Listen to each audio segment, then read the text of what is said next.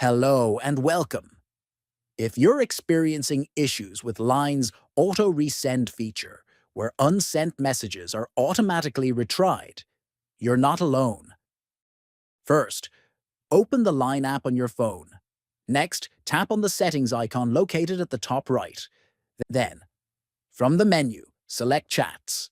Now, look for the option labeled Auto-Resend Unsent Messages. Finally, toggle this setting off to disable the automatic resend feature. By following these steps, you can prevent Line from automatically retrying to send messages that failed, giving you more control over your communication. Disabling the auto-resend feature in Line allows you to manage unsent messages manually.